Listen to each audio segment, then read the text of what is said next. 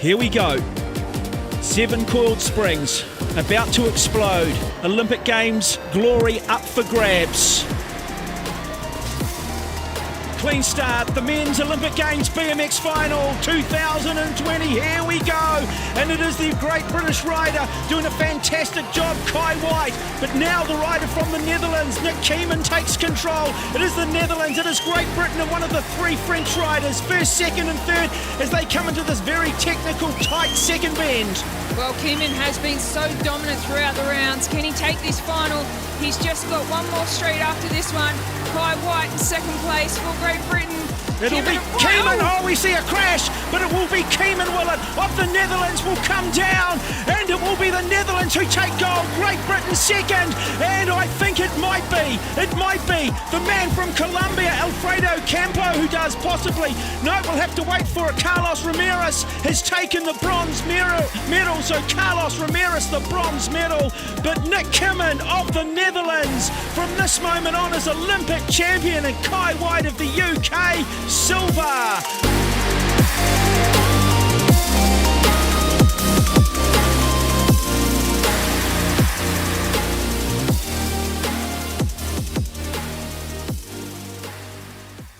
So today, joining me in the ring with Ruqsana, I have the incredible Kye Whyte, who is an Olympic silver medalist for, wait for this, for the BMX. He's a BMX racer. So welcome to the show. Hi, thank you. You're so young and you do something so dangerous. How do you do this? To be fair, I've been doing it since I was a young age. So to me, it's very normal. Yeah, it's like cooking food, really. No, Just it's everyone not does like it, cooking but, food. I've watched you guys. I've seen some of the footage where you're actually jumping from such great heights and the control and the composure. Oh, like, I don't think most people cannot do that. So it's not like cooking food. Yeah, it is quite dangerous. It's contact sport. While you're riding bikes, it's very easy to fall over anyway, and let alone 7 other people. So it's an 8-man race, and there's 7 others with you on the start line, and roughly from about 29 to 35 seconds long each race. It's a battle for top 4 position. Wow. And yeah, people can smash you off, hit you off, and yeah, first one to the finish line wins, and top 4 qualify until the final round, and then you either get first or last. Is it basically. the adrenaline that keeps you all excited? I'm not sure. I'm not sure if I feel that adrenaline anymore, because it's so normal. It's so normal. It's like work. Do you feel like it's work for you now? Yeah, well, I would say it is work. Yeah, it's like, so basically my job is to ride my bike and train full time for the Olympics every 4 years, basically. And yeah, like going down there, the start hill is 8 meters high. Wow. Yeah, as I said, for me, that's like just And what kind of for a normal speed person. do you go at? So down the start hill, we'll be hitting about 35 to 40 miles per hour. And then around the course, we keep up a speed of 25 to 30 miles per hour. And then, yeah, with people next to you hitting you and stuff, the crashes can be a bit. I thought boxing was dangerous, honestly. No, I think boxing is more dangerous. I think boxing is more dangerous because you're literally in a ring trying to hurt someone. Yeah, Like I get that. when we race. I guess you have more control of your ability and your skill, and you know how much to dip and how much to pull back. There's a sense of control there. Yeah, it's like, well, we always say anything can happen in a BMX race because it's obviously it's yourself. You can make a mistake yourself, and then the bike can obviously go wrong as well. You can check your bike a million times, but your bike can go wrong. Something. Yeah, or your tires could slide out in the turn. So if you're not in first and you're not controlling the race, then a lot of things can happen mid-pack or when you're in second and below. Do you prep for that? Yes and no. You can't really prep for something you don't know what's going to happen. True. You can kind of try to strategize where you go on the start line and who you want to start next to, but at the same time, you can be the fastest in the race and still come last. You know what it is? I guess it's about adapting to any situation, and that's what's going to differentiate you from becoming the top 4 qualifiers. And it's that adaptation. Okay, let's go into your backstory. Tell me about where you grew up. I know you were from, you know, Peckham. Yeah. Tell me about, you know, how you discovered BMX. So I was only, well, I probably wasn't even old enough to know what BMX was, but my older brother Trey, Yes. he's 6 years older than me. He went to Brockwell Park with my nan, met our old coach CK, and Trey was on a mountain bike and he kind of liked what he saw. And there was obviously kids or adults riding around in Brockwell Park doing BMX. And CK said to him, come back next week or whenever. And he came back, and then it's just been BMX all our life since, really. Wow. Obviously, when I started, I was probably, 2, going on 3. Learned how to ride a bike and then got on the BMX track straight away. Wow. And I'd never used to Is stop. that normal to be like 2, 3 years old and to walk It's better. into It's way better to start younger. less fear, I guess? Not that it's less fear, it's just you learn stuff. You learn the basics from a young age. So as you get older, the basics become natural to you. And then when you need to learn the harder stuff, it's like, it's easier to learn.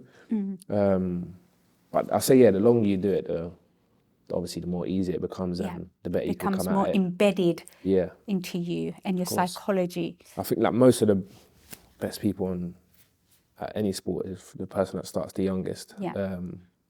Not necessarily, because obviously some people are really talented at that stuff and they can pick Or up stuff just like they that. become really disciplined. Really disciplined, and they train hard and they work hard at stuff and they can be the best. But a lot of people that start young are really good at the sports. I from a guess young it's age. that, like you said, it's about building patterns and normalizing, you know, the fears, the obstacles that you might encounter. You become so familiar with those things that you're not fazed by it. Yeah, You of can course, still of course. perform under pressure. So you grew up in Peckham. You discovered BMX, riding BMX at the age of 2 because your brother was your inspiration. Yeah, basically. Your father also funded the riding school. So my dad, so CK was the main coach, and then my dad was like the second coach, and my dad built the Peckham BMX track Yeah, that's it. in Birding Bush, and when we first got there, it was like there was fridges in the dirt, old beds, mattresses, everything, like a massive hole. So we rebuilt it.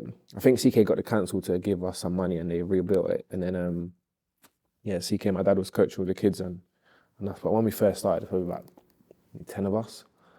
And then, they've worked their way up to Burgess Park, Peckham BMX track. And I think that's got over 350 kids now every week. Wow, incredible. So yeah, they've done pretty well. And there's me, my brother, Quillen, which is my teammate still, his little brother Tian, Blaine, all of us, and my other brother Daniel, all of us have been on the Olympic team, all from Peckham. Wow. But I'm the only one that's made it to the Olympics so far. Amazing. But we've had, what's that, 7 riders on the Olympic team from Peckham. And the rest of them are from all over the country. But Congratulations. Yeah. So what was this experience like for you going to the Olympics? I know BMX was introduced in 2008 and then you were actually competing in the Tokyo Olympics. What was that like? Tell us about the experience. it's pretty rubbish. Really? Yeah. Why? Because it's COVID. That's true. Like for me, I was ready to compete in 2020. I felt like I was at a prime stage of BMX. Yeah. Which I was 2021, which I really wasn't, but You were at the peak of I your felt career, like I was ready to race and I felt I was strong enough to win or whatever. And then obviously COVID came. Me personally, I got a bit fat. I wasn't training anymore. It's a difficult time for a lot of people. I kind of lost myself. And when it came back around, when they announced it was coming back around, I kind of got back into shape, started doing my thing, and then got selected. Went to before we even left to go to Olympics. We had to send off 72, 48, and 24-hour COVID tests, and I sent off my 72-hour COVID test, and it never turned up. No. So the day of we was traveling, I had to drive myself to Heathrow. Was meant to have like a luxury van. Yeah. With all, The whole treatment. the whole Olympic treatment. I had to drive myself at like 4 a.m. to Heathrow from Manchester, get a COVID test, because I had to be there 7 hours before our flight for them to do the COVID test. So yeah, I drove down myself, done a COVID test, and I was sitting in the airport for about 7 hours just waiting to see if my result came back positive when I gave. And when them guys arrived, my test finally came back and we got to go. But that was the start of my Olympics. So then, it was ready. So it was already. It was already a bit shaky. Ooh. Yeah. Did that throw you off mentally? No. I feel like that. It's not normal, but for me, it's just like. Okay, it's another challenge. Yeah, We'll get over it. I'll just drive down. And now, to be fair, I wasn't even worried about the COVID test coming back positive. I don't know why, but I didn't even think about it the whole time. I was just sitting in the airport by myself. It was, I don't know. It was just weird. But yeah. What was it like winning a silver medalist? It was good. Silver medal. What was that like for you? I would say it's great, but I would just say it's good because I was winning. And I made a mistake. And then, which made me go into second place. And then I got second. But to even get to Olympics in the first place is obviously a great achievement. And then we only had one person from each country. I mean, one person in each category, men and female, whereas other people had 3 and 2 riders.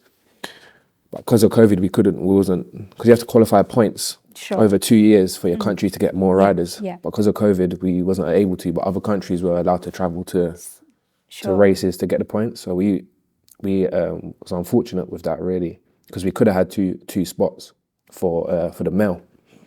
But we only had one, so to even get the medal. all on you, basically. Yeah, to even get the medal was incredible. Yeah, it was good. I But mean, it was your first attempt at the Olympics as very well, true. to come back with a silver medal. Yeah. That is an amazing achievement. And I guess you knew you had it in you to win the gold, but you made a slight big time. mistake. But this is okay. You learn from that and we move. And Live and you are you learn. planning to go to the next Olympics? So the Olympic cycle started last September. So it started already. So my years started off a bit bad because obviously I've got an injured shoulder. But what kind of injuries do you suffer from?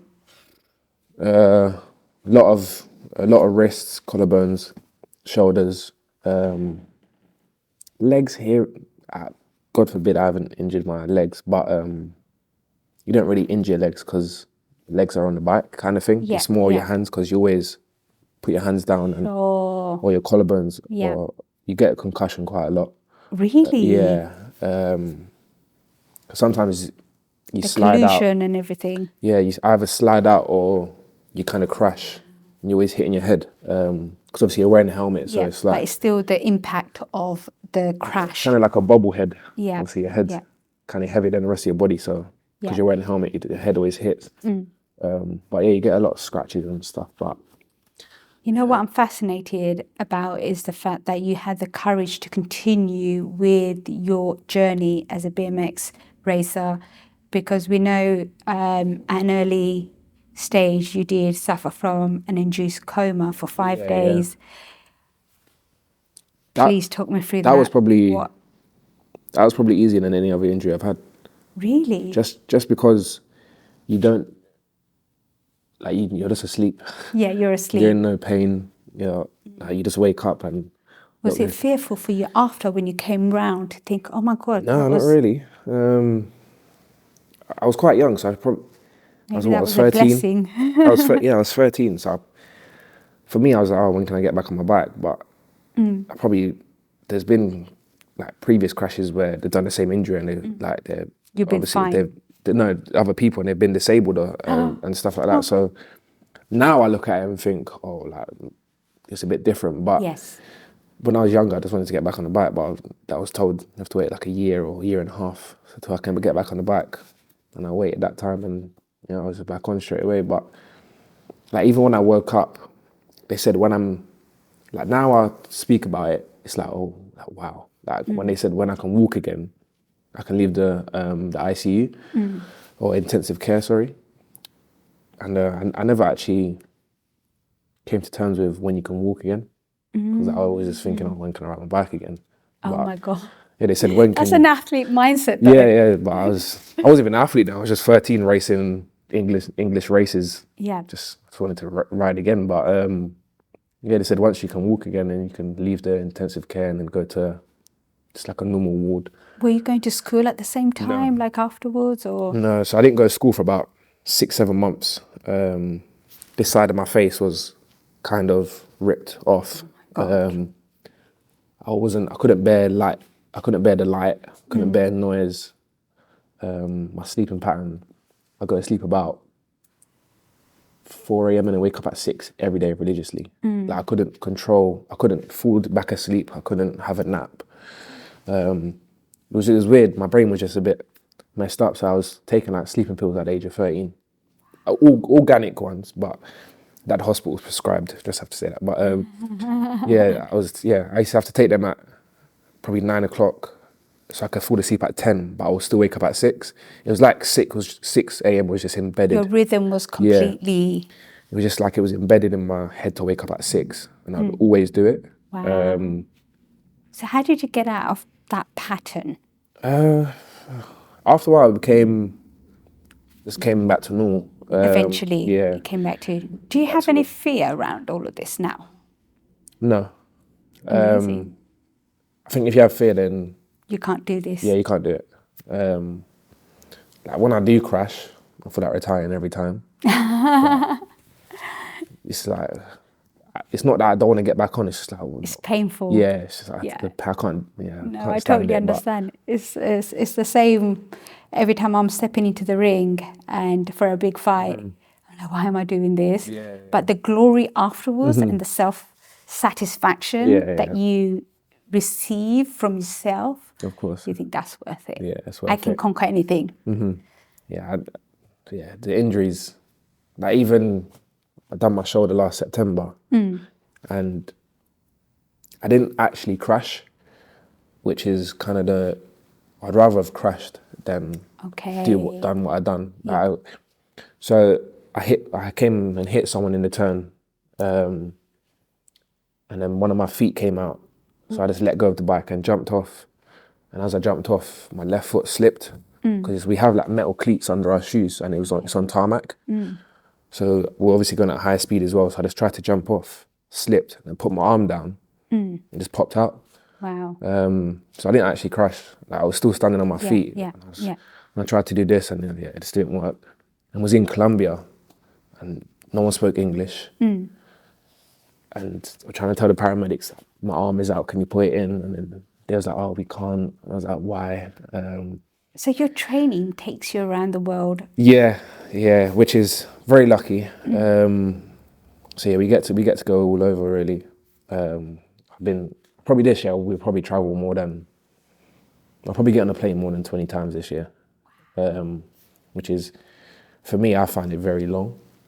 Yeah, I can imagine it's exhausting. I have to be grateful. Very grateful because we do get to see great countries like Colombia, even though I hated it. But it is a great country. I've been to Colombia, Australia, America. We go all over Europe all the time. Amazing. I got to go to Tokyo. What's been your favourite place? I probably have to say America, because when we do go away, the reason I say I don't like it is because we don't go to places where it's fun or it's like to have a BMX track it has to be in a lot of the land. Yeah. So when we went to Australia, it was literally in the middle of nowhere. Like we was driving down the road and there's kangaroos and stuff like that. It's like, what the hell? Like, it's an experience. Yeah. But sometimes they host races in the city and they'll build the track in like 2 days. Wow. But then, in the sea? Yeah. But then sometimes the track is rubbish, so you're like, well, I don't want to race it. Yeah, But it is a good environment. But yeah, more time it's in the middle of nowhere. So that we go to Paris, but we never see Paris. Yeah, because you're focused and you're just No, there it's just for a it's nowhere job. near. It's just nowhere near. Yeah, it's just nowhere near. We go to Italy, but we never go to Rome. Sure, It's like, yeah, sure. but at the same time, I'm still very grateful because all of these trips are all paid for. Food, everything, it's all everything, flights, everything's paid for. So What motivates you?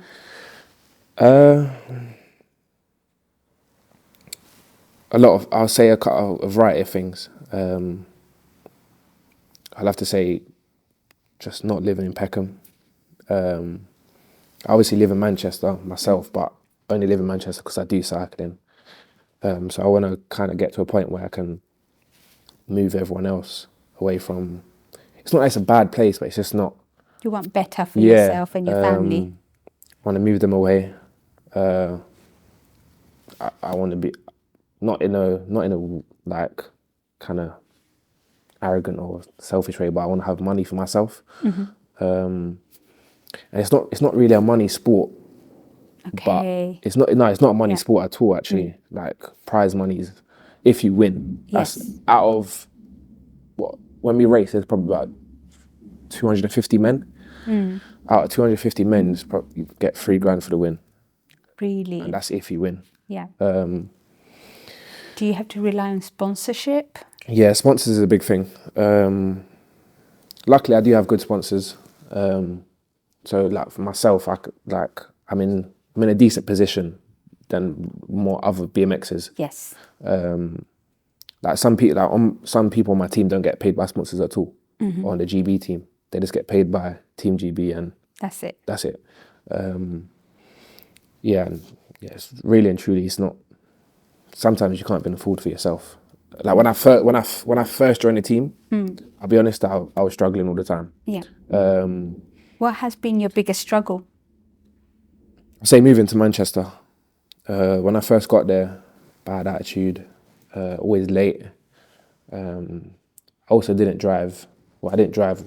I couldn't afford to drive anyway, but I didn't have a license anyway. So I was always late. Yeah, bad attitude.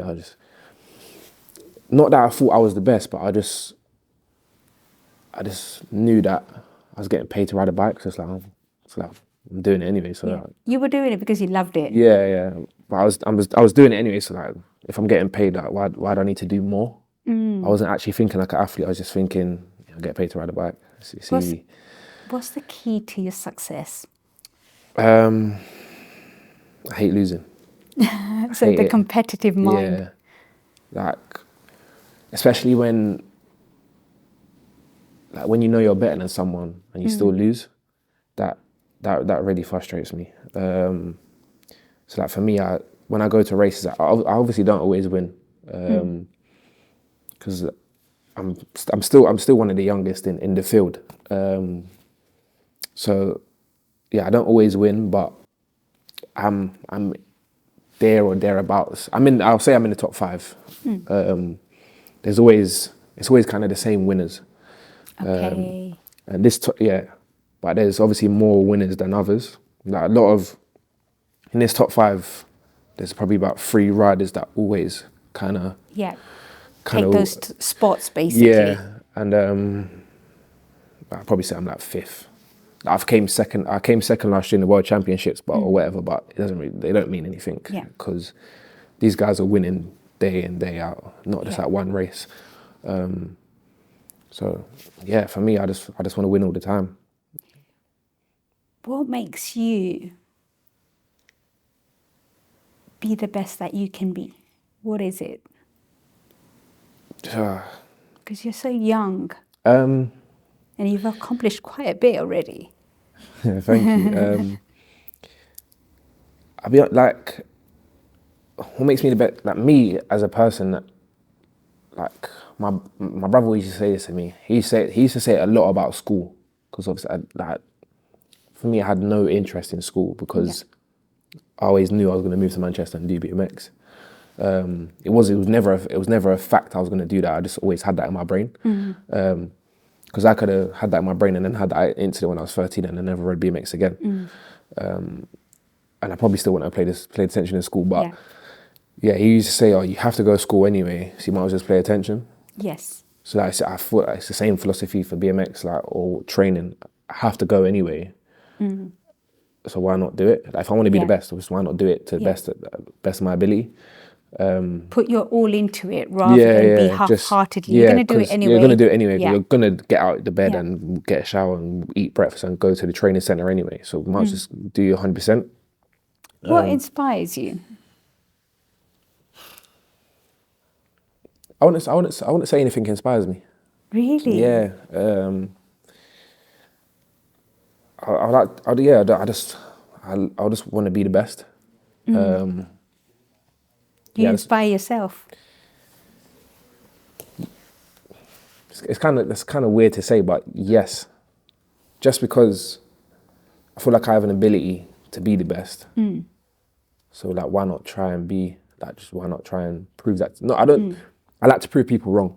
Okay. Like, if someone says you can't beat that person, I like to go out and smoke them, absolutely blow them to pieces. And then I want them to say, yeah, cool, I believe you now.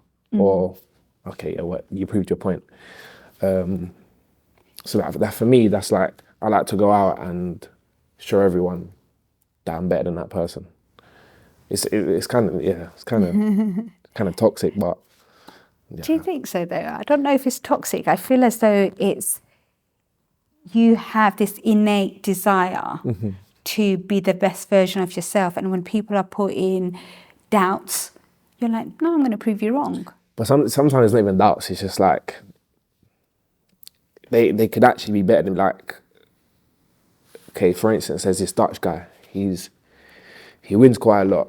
But if I was to race him one-on-one, I'll beat him. Okay. But he always wins. Why? Is it politics? No, nothing to do with politics. He is one of the best. He's a fast rider, but he just knows he delivers it on the day. Okay. I deliver it once in a while. Okay. So it's fine tuning. Yeah. Like, to be fair, he is older or whatever, and he's been in the elite category longer or whatever, and he's been I think 3 or 2 Olympics now, but he delivers that. But if it was a 1v1 race, I would beat him. Yeah. Everyone will put their money on me to beat him. But it's not 1v1. There's 7 others. So. What advice would you give to your younger self? To my younger self? Yes. Start training earlier. No, but you started at 2. No. You can't start any younger than that. No, I trained, but I got to a point where, like, when I was I trained, but I used to just ride my bike. I'm talking about like training, like how I train now. Okay, the discipline training. Discipline training, like going to the gym and doing the actual training I set out. Before I just used to go to the BMX track and race with other people and whatever. Like when I was younger, it was just pure talent. Now it's talent and hard work. Yes. It's a combination of both, because I think to reach the pinnacle of your sport, you need to, talent isn't enough. It's you're gonna have to, because you're gonna be up against people who are talented as well. Yeah, of course. You need to cultivate that skill to, that top 5% in the world. Yeah, of course. So yeah, I'll just say train, because I only started training when I moved to Manchester, which was when I was 18. Was that difficult for you, because you're still a young man who is away from your family? What are the challenges that you faced? Being away from family wasn't too difficult, because like we went to races all the time. Sometimes it'd just be me and my brother. Sometimes I would just go with my sponsor, my family be at home. Okay. So from young age, I've always been traveling or going places without them. So for me, I'm not an emotional person, so I wouldn't say, I miss you or whatever. But I was fine. But it was more when I moved, I didn't have no friends. The only friends I had was my brother and the rest of my teammates. But I saw them every day, and I lived with one of them when I first moved to Manchester. So I don't really want to spend time with them, because I've just been training with them all day anyway. Not that I don't want to spend time, but I just see them every day. Yeah. So it's like. Do you feel that it's important to have a mentor? A mentor? Yeah. Yes and no. I feel like I've had one, but I like to learn stuff by myself. Okay. Yeah, whether it be the hard way or the easy way, I like to do it myself. Like they've always told me you need to eat healthy, you need to go sleep at this time or whatever, but You're fed up of people telling you Yeah. what you need rather than you discovering for yourself. Yeah. Even if it's through trial and error, that course. you learn, this is course. who I am, this works best Yeah. for me. And that's actually a very strong skill to be able to develop, that you know yourself. yeah, I'm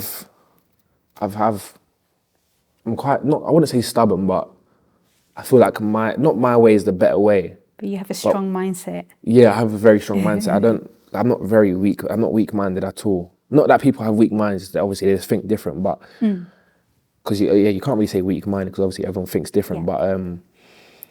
But like with me, everything's just straightforward. Like if you want to be the best, you need to train the hardest. You need to eat food, do the right food. You need to sleep on time. You need to not be scared when you ride a bike, and you need to go as fast as you can. Do Straightforward. you feel like the people that you surround yourself with plays a key factor in your performance, in your ability to... Me personally, no, because when I moved to Manchester, I was around my brother all the time because he was already there. He was already in Manchester like from 5 years before me. Yeah. So yeah, he was already there. When I got there, he's very disciplined. Like he's always on time. He trained hard. Me, I would wake up and not want to go training. He would wake up and be ready to go training.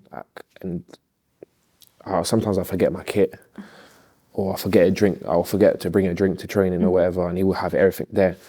And it's only like I had him there 3-4 years doing that, and it's only now I'm starting to learn to do that. Why do you still do this? I don't know. I don't know, to be honest. I wouldn't say I'm lazy. I'm very laid back. I mean, why do you ride BMX? Oh, why do I ride BMX? Oh, sorry. Because it's hard, isn't it? It's tough sport. You have to be so disciplined. You have to make certain sacrifices. We're going to go into that as well. What sacrifices you've had to make? To be fair, I've never done anything different. Like from my first year until now, I've never not been good. Okay. Not in a cocky way, but from the age of 3 to 13, I won every year. Wow. And when I got to about 8 years old, I started racing 2 ages above me, and I'll still win. Okay. I was 8 and racing 10-year-olds, and I'll still win the national series. It's like, it was just, I wouldn't say it was easy, but it was just very natural to me. Do you feel that, I mean, have you had to make sacrifices along the journey? Yes and no. I'll say the main sacrifice is just moving to Manchester. Okay. Yeah, because as I said, when I first moved, I was a nuisance of a kid. I was trouble. I really hated it because I didn't have my friends there. I wouldn't say my family, because it's not like I'm not the person to go downstairs and just chill in the front room with everyone. If that makes sense, we're more of like a. Were you always goal orientated? Yeah. I'll say like whatever I want to do, that's my main focus. And you apply yourself in that. What's next for you? So we have races all year this year. I always say I don't focus beyond the next race, but because I take every race very as serious as possible. I want to go to that race and just win every race. So there's a next race in Italy in end of February or middle February. I want to go there and win that if I can get fit enough in time. But this year is World Championships in Glasgow. Yes. And I just want to win in front of the home crowd. Okay, when you talk about being fit, Mm-hmm. talk us through that. What does it mean to be fit for you? Because obviously, the average person is going to see fitness in a different light Yeah, to how of you see course. fitness. So my fitness is getting back to my maximum strength and being as fast as I was, or being faster than I was last year. And do you have to do other kind of training to? So we do gym, Yeah. and well, we just do gym and ride our bikes basically. Okay. But gym wise, I always set myself targets that I want to do a heavier squat than I did last year, or just everything I'd done last year. I always want to beat it. Yeah. Because then once I beat it, I know that I'm strong. Yeah. And you can reset your goals again. Yep. Because when I was lifting those stuff before, I was top 3 in the world. So if I can beat my own PBs, that means I can be faster. But then at the same time, the other guys will be faster as well. Sure. But yeah, just being faster than I was the year before and stronger than I was the year before. That's my main goals, and yeah, I want to win in front of a home crowd this year. Amazing. What's been the best piece of advice you've ever received? I don't know, you know, that's a good one.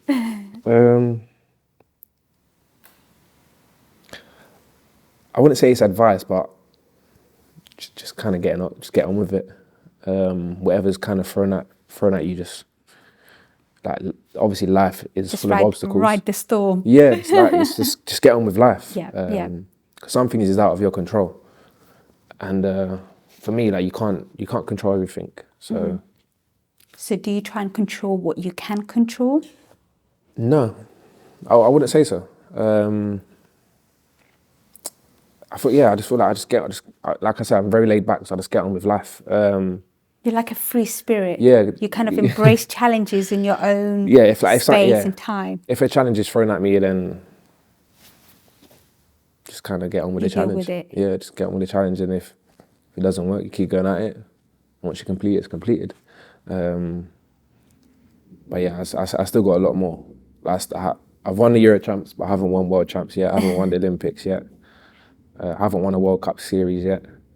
And these are all in your horizon. Yeah, these are all to Things for come. you to These are all to come. Yeah. Well, we're going to definitely keep an eye on you Thank and make sure that, you know, we celebrate your victories. Thank you very much.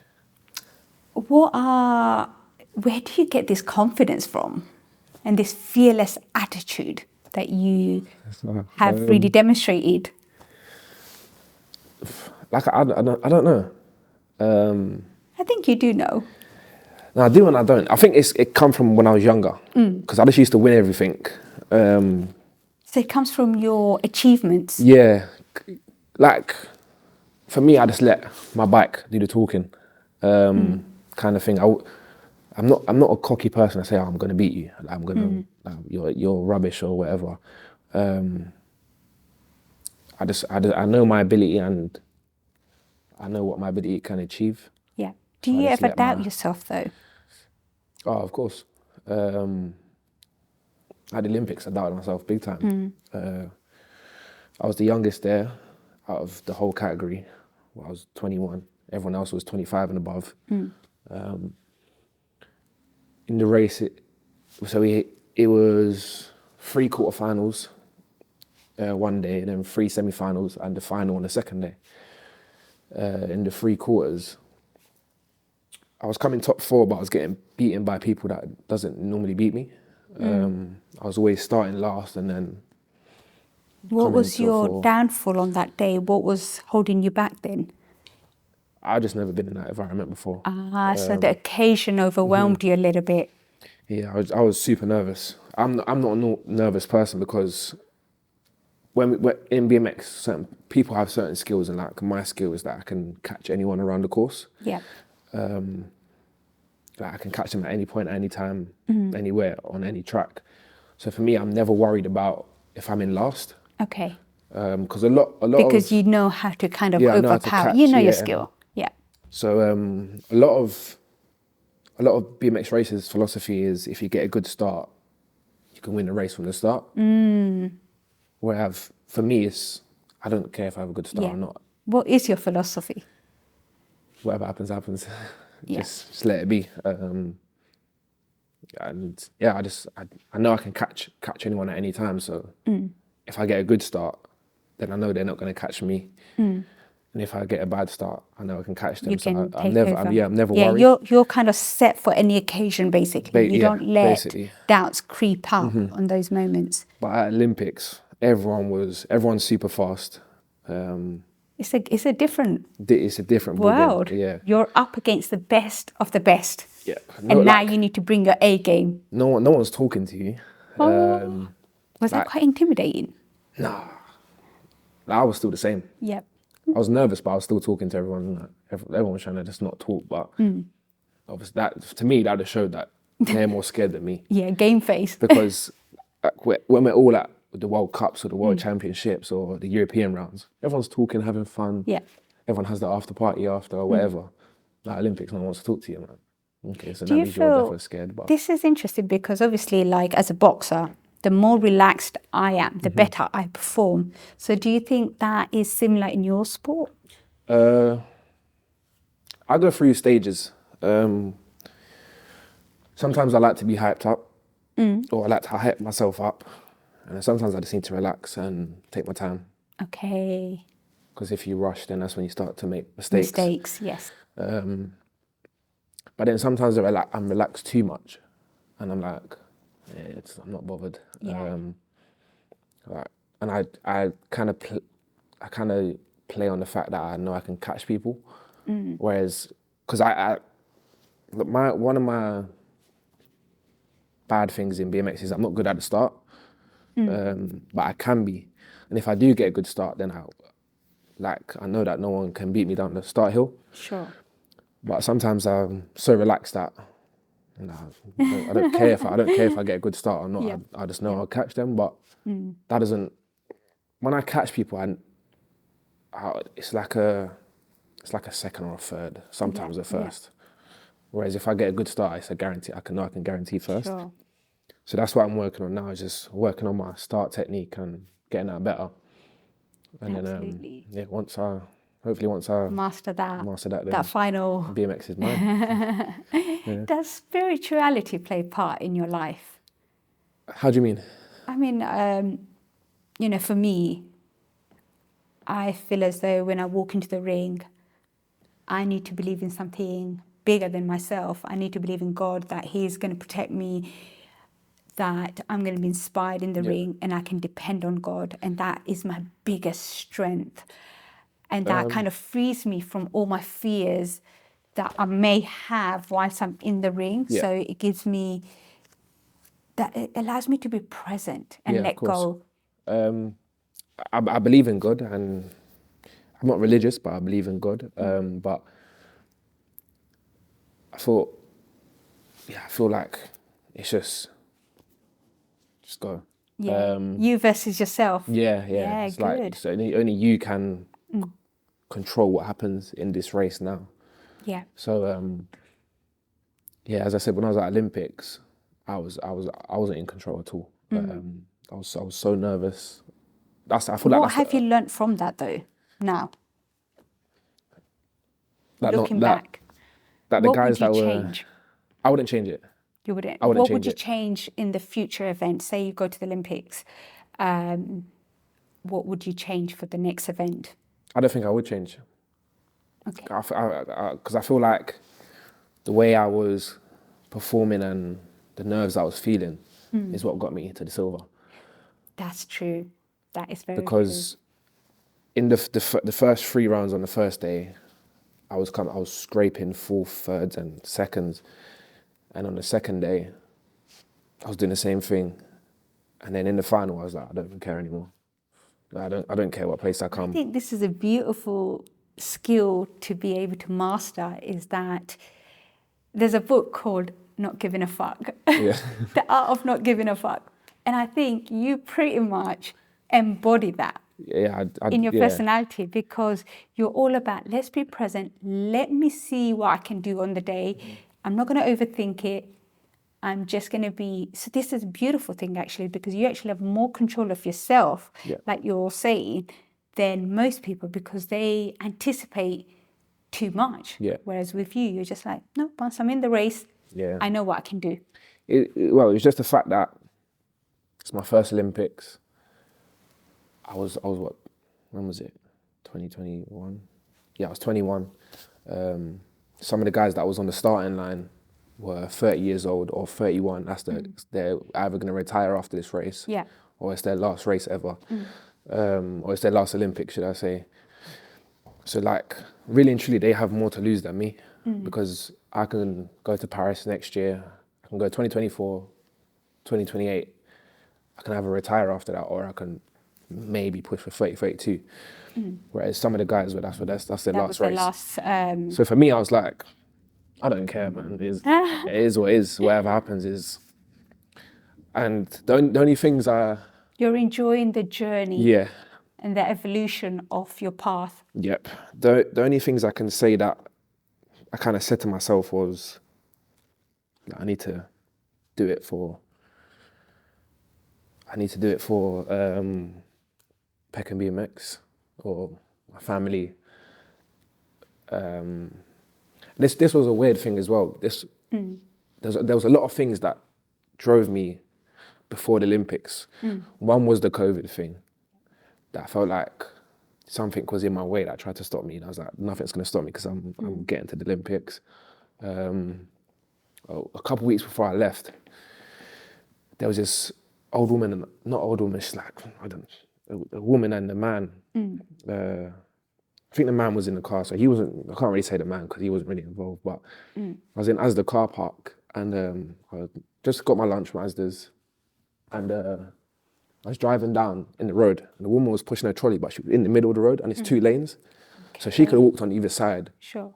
Do you know, like in supermarket car parks, they have the walk path. Yes. She could have walked in those, but she was walking in the middle. And I just leant out my window. I said, excuse me, can I go around you? She turned around and she said, F off. No. I said, well, there's no need for that. I'm just trying to go around. She's like, shut up, you black C-U-N-T. Yeah. I was like, wow. So I was like, I just got out and I just filmed it and then I was like, I don't even care. So that was a big drive for me. I was like, yeah. Plus, the Euros with all the football and stuff like that, it was just all mental. Do you know, like, obviously you're traveling to different parts of the world. Do you feel that you encounter racism a lot? I've only ever encountered racism in England. Really? Yeah, which is actually crazy. It's only happened to me maybe twice in my life, but once when I was super young, so I didn't understand it. And then that time in Asda's. But yeah, I've never been to another country, and in Tokyo, they look at you kind of funny because they've never seen my type of hair before or stuff like that. But yeah, it was literally like Karate Kid, you know, can I touch your hair, that type of stuff. But is your sport mainly? Yeah, very men? yeah. Okay. Even where we train, it's 4 black people.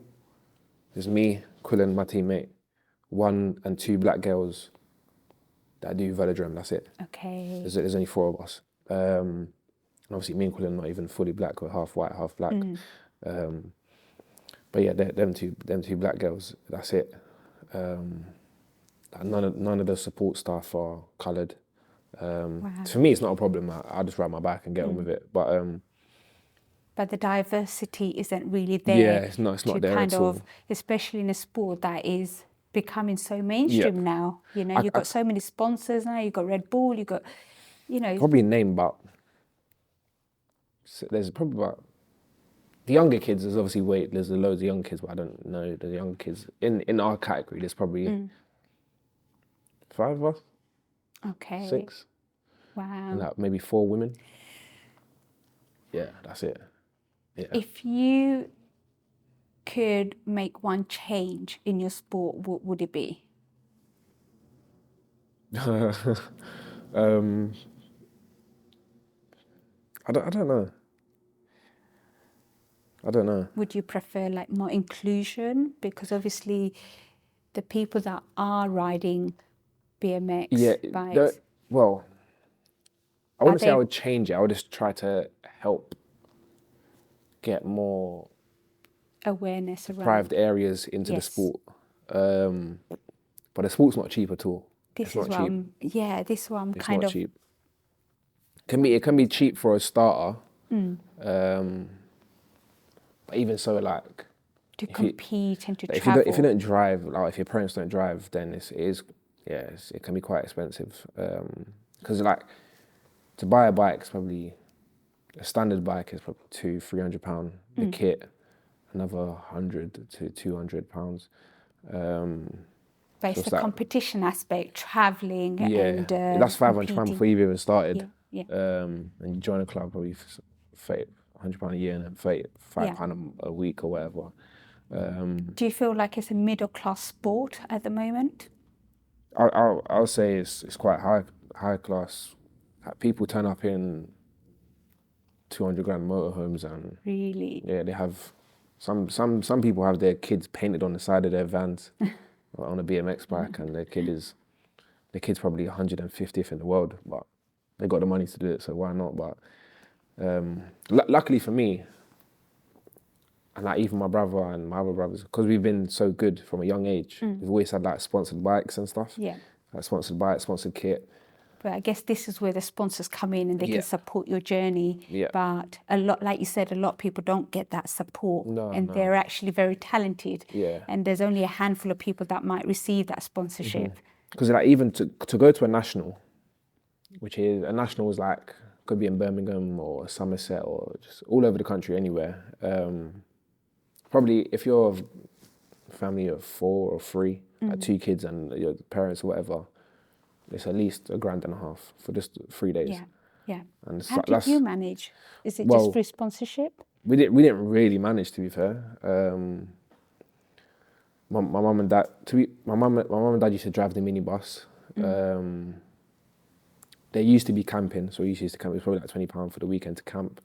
It was colder than anything.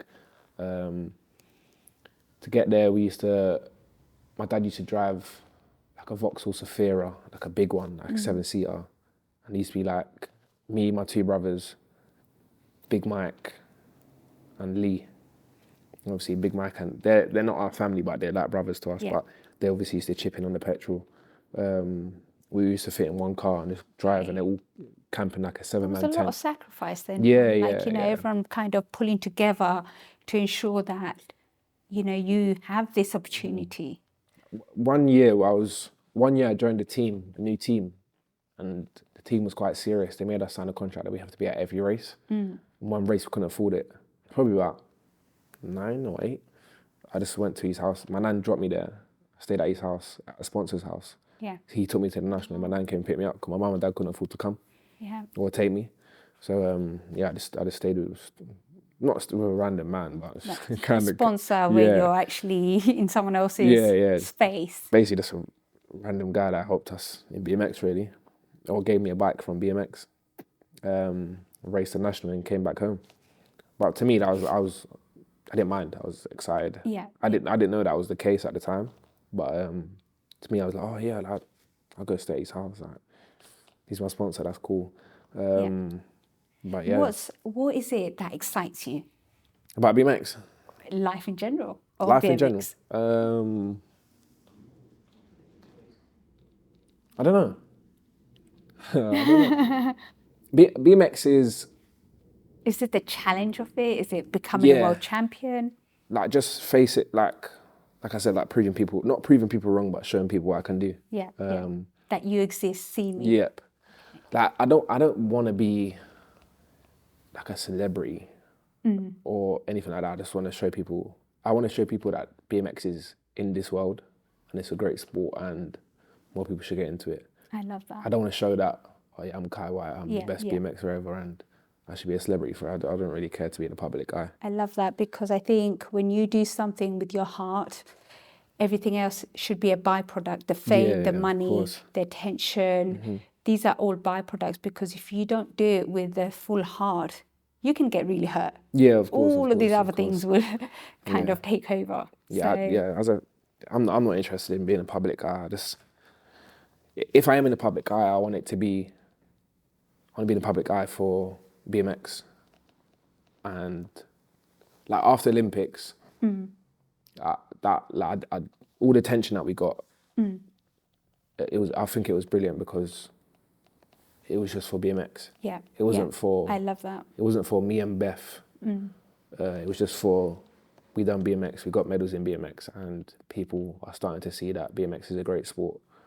Because of how well we done, they saw that it was a great sport, and they want to get kids their kids involved and all that stuff. That was the main thing for me. Not that, I got a blue tick on Instagram. I got status now because I'm Olympian. I've got to do cool things because of it. Yes. But if I never do the things again, I'm not bothered. You're proud of yourself. Yeah, I'm just happy that BMX is on a bigger stage now. Amazing. Well, thank you for joining us in thank the you for having ring me. and sharing your story and your highlights, your obstacles, your determination. having me. I love your philosophy. Just get on with it.